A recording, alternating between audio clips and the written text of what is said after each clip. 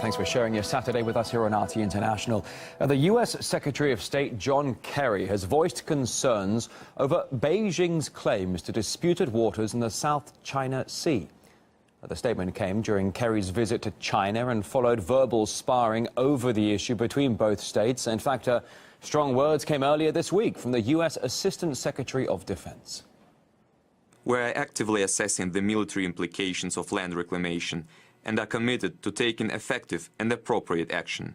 Yeah, this as the Pentagon weighs up sending military ships and military planes to the region, a possibility that has provoked a strong reaction from Beijing. Just who is creating tensions in the South China Sea? In the past few years, the US has intervened in such a high-profile way. Does it stabilize the situation or further mess it up? The facts are out there. Yeah, we spoke to Jim Jatras, a former US diplomat. He believes Beijing's rhetoric is a legitimate response to Washington's attempt to extend its influence into China's backyard. More and more of the world's productive capacity and financial clout is centered in Asia, and particularly with China. The U.S. would very much like to offset that because American policymakers feel that is connected to our security concerns in the Far East, where the United States would want to remain the dominant power in the Western Pacific.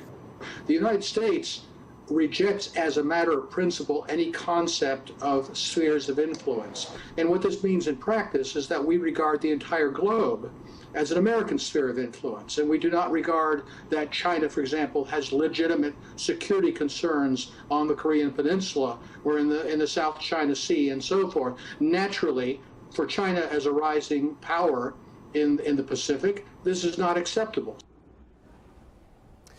Islamic State has claimed a major symbolic victory in Iraq. The group has raised its flag over the government building of Ramadi, that is the capital of the biggest province in all of the country. It's reported the militants attacked the compound with at least 6 car bombs. At least 10 security workers were killed, 50 taken hostage, and government forces have been engaged in fierce fighting with Islamic State in Ramadi since April. Terrorism analyst Max Abrams thinks the current operation against the militants needs a serious rethink.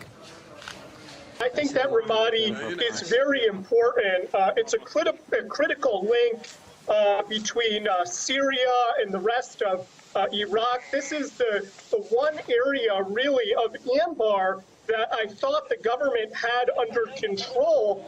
But even in this case, the government is losing to Islamic State. The biggest problem is simply that there aren't enough ground forces, and the ground forces that do exist are not being used effectively. Within the past 24 hours, there have only been 2 airstrikes, and that's really just not enough.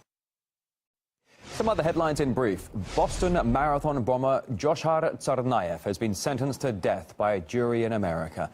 The 21-year-old was convicted for his part in the attack in April 2013, which killed 3 and injured about 200. Tsarnaev's lawyers had tried to argue that his brother, who was shot dead during all of this, was the mastermind. The jury decided he will be killed using lethal injection. To Brazil, where protests have broken out in several slums in Rio de Janeiro over the killing of 2 young men in a conflict between suspected drug traffickers.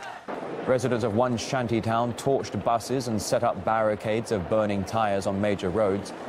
The unrest comes amid a turf war involving drug gangs that has killed at least 10 people in the past few days.